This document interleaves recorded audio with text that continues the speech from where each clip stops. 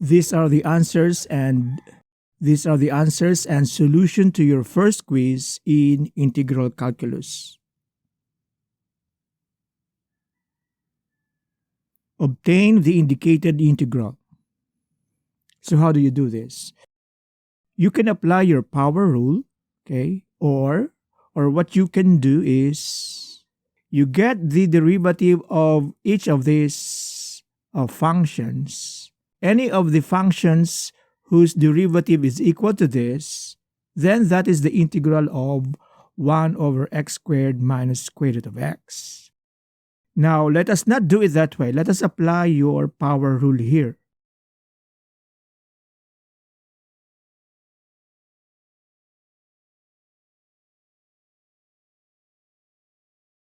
So what we do is we add 1 to the exponent. X to the negative 2 plus 1, it becomes x to the negative 1, and then divided by the resulting exponent, which is negative 1. Here, again, what we do is we add 1 to the exponent, so that becomes 3 halves over 3 over 2, and then plus c. Now let us simplify this. This is equal to 1 to negative 1 over x, okay, minus, okay, so this one becomes 2 over 3, and then the square root of x cubed, square root of x cubed plus c.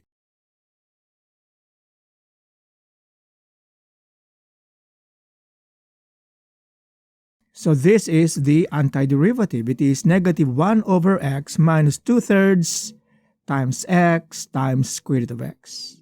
Okay, so some of you might be rusty when it comes to radicals. Okay, so the square root of x cubed, okay, if you want to see how it came to be x times square root of x, what we do is we write it as the square root of x squared times x. And so the square root of x squared is x, and so we are left with this, okay? So the answer is this one.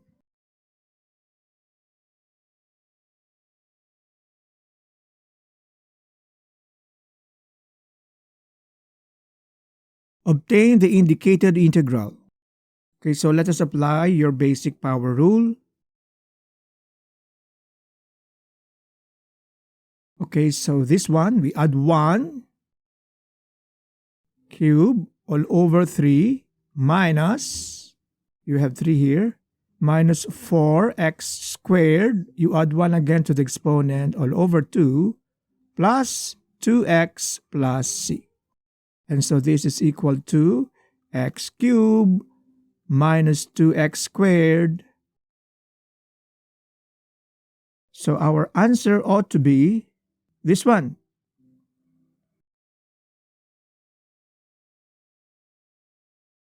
Now, we can do it the other way. To verify that we indeed got the right antiderivative, what we do is we get the derivative of x cubed minus 2x squared plus 2x plus c. Okay, so the derivative of c is just 0. So we can just concentrate on these 3 terms. And so the derivative of this with respect to x, applying our power rule, plus 2. All right. And this function is precisely the function that is written in our integrand.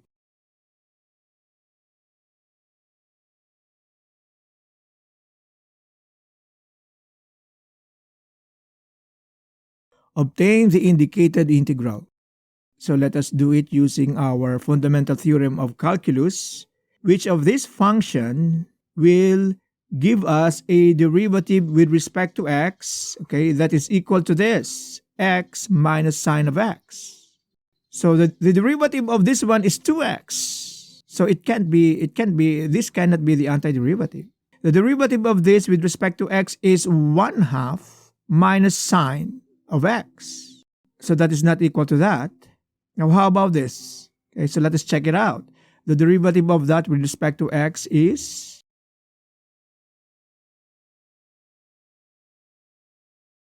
okay, so this becomes 2 times 1/2, which is 1. So we are left with x. and the derivative of x minus the derivative of cosine with respect to x is negative sign. Okay, it's negative sign of x. And so this is equal to x plus sine of x. And so this is not the function we are looking for. So the function that we are looking for is the last function, is the integral of x minus sine of x dx, because the derivative of this with respect to x is x, okay? And then the derivative of cosine of x with respect to x is negative sine of x. Okay, so this is the answer for this part.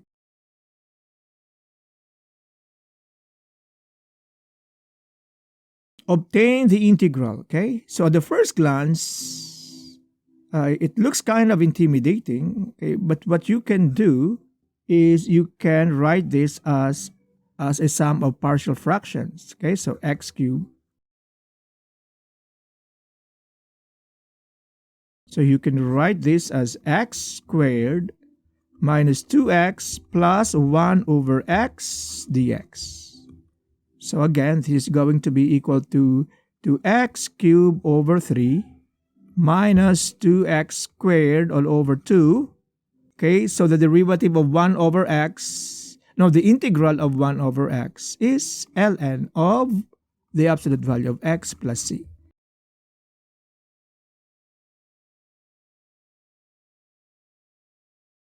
So this is the correct answer for this part, okay?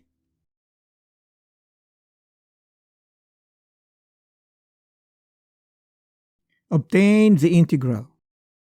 So you cannot do away with differentiation. So you ought to know the derivatives of your fundamental trigonometric functions. So the derivative of tangent of x is the square of secant of x. Right away, you will cross this out, okay? Because the derivative of secant of x is not the square of secant of x. On the other hand, the derivative of tangent of x, now that is equal to the square of secant of x. And then here, we will apply your power rule.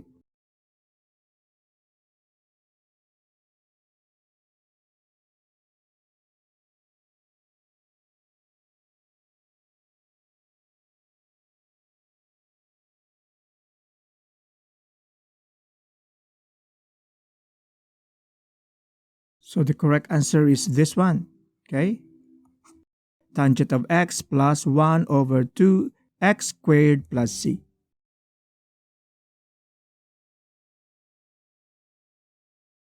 Which of the following statements is true? The integral of a function is the antiderivative of the function. Now that is true. Okay, let us skip this one. Let us skip this. The integral of a function is the area of the plane region, okay, bounded by the function and the horizontal axis in an interval. Okay, so again, this is not kind of, there are some important phrases that are missing here, and I'm sorry for that. But this is part of the essence of your integration, okay? So finding the area of a region that is bounded by a function, okay, bounded by the function in an interval, okay? So that again is true. How about this one? To get the limit of a partial sum of areas of a region that is bounded by the curve, again, that is also true, okay? These sentences, they are kind of missing some short phrases, but in effect, all of these three is describing to us the essence of integration. So all choices in this list are true, okay? This integral gives the area of the shaded region under the curve defined by f of x is equal to e to the x plus 1. Our understanding of an area that is bounded by a function, an area of a plane region bounded by a function in a certain interval, okay, and the function is above the horizontal axis, that's going to be equal to the integral of that function, okay, from a to b. So in this case, Okay, our function is going to be e to the x plus 1 dx, and our interval of integration is from negative 2 to 1. So that is how you write it. So the correct answer here is this one, okay?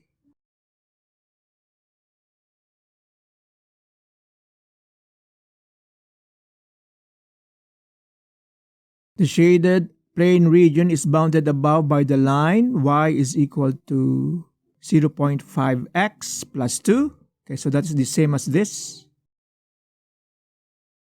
And y is equal to 2, bounded below by the horizontal axis in the interval negative 2 to 2.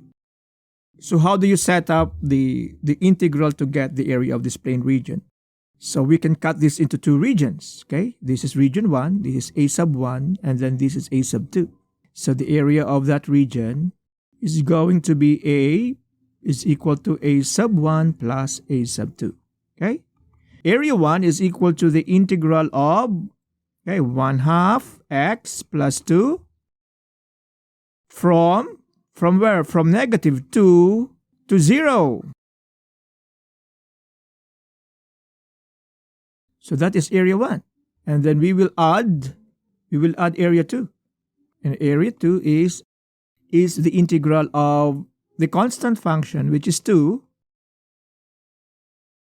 from 0 to 2.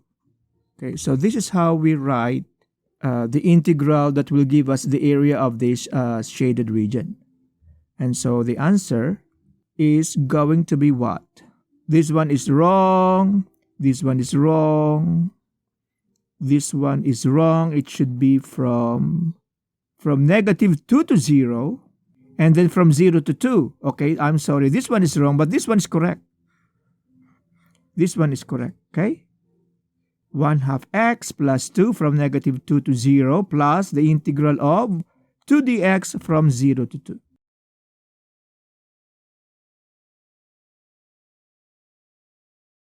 Okay, consider the plane region under the parabola defined by y is equal to 4 minus 1/2 x squared from negative 2 to 2.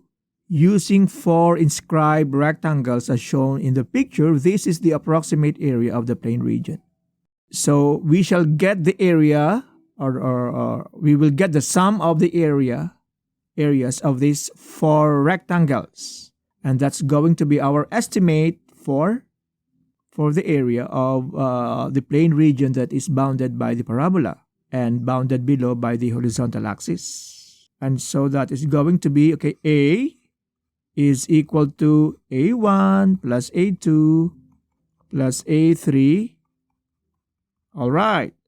Now what is A1? So that is a rectangle, okay?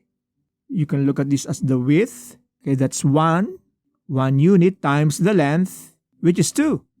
So 1 times 2 is 2 square units, or simply 2. Plus, area 2 is 1 times 3.5.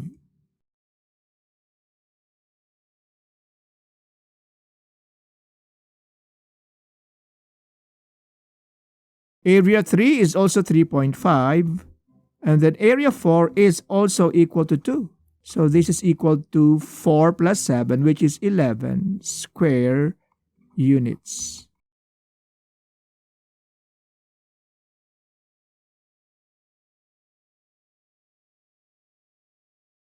This is the integral of 2 over x plus cosine of x dx.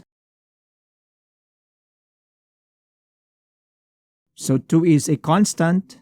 You can just leave it as it is. So we are going to get the antiderivative of 1 over x. But we know that to be equal to ln of x. Okay, so this is going to be 2 times ln of the absolute value of x plus, what is the antiderivative of cosine of x? It is sine of x, because the derivative of sine of x with respect to x is cosine of x.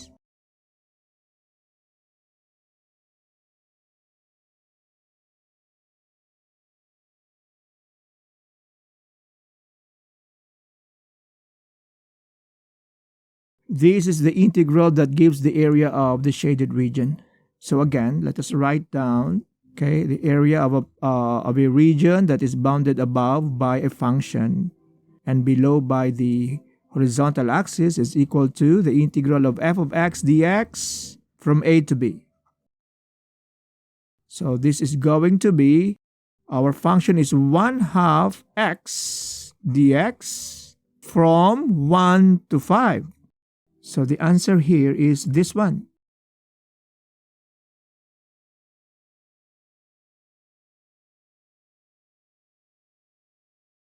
They are credited to have invented calculus. So that would be Sir Isaac Newton and Leibniz. There is a huge age gap between Newton and Leibniz, something like 20 years. There is a story about how these people came to be recognized as the inventor of calculus. So Sir Isaac Newton used calculus to develop his magnum opus, okay, so Principia Mathematica. But what he published was the Principia Mathematica, the math that he used to do that was something that he hid, okay, and it was in his possession and never published for 20 years. And then one day, this German guy appeared. He was publishing in the international math community about what he did, which he called calculus. But it turns out that the central idea of that is also similar to what Sir Isaac Newton did some 20 years earlier. And so Sir Isaac Newton was already a famous man when Leibniz appeared. And so Sir Isaac Newton showed his work about those same math things. And so the two guys were given the honor of having invented calculus.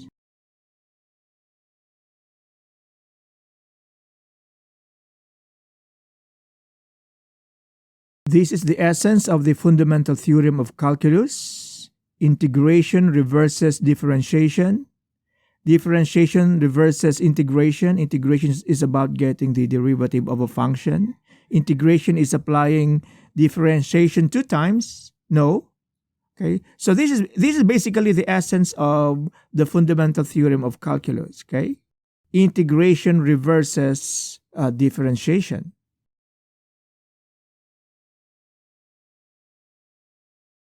The integral symbol in integral calculus signifies this. Definitely, it's not about getting the derivative.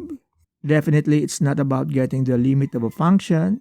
Is it getting the area of a plane region? Yes, somewhat. But this is the true meaning behind the integral symbol. So you can imagine that there is a transformation or evolution in the integral symbol. It was first summation, and then eventually became something like S for sum, and then eventually it became the integral symbol. So this is the answer. Now if your answer is this, getting the area of a plane region, I think I can consider it, okay? I will also consider it to be a correct answer, getting the area of a plane region. So I will look into your quiz and I will credit this to you if this is what you chose, okay?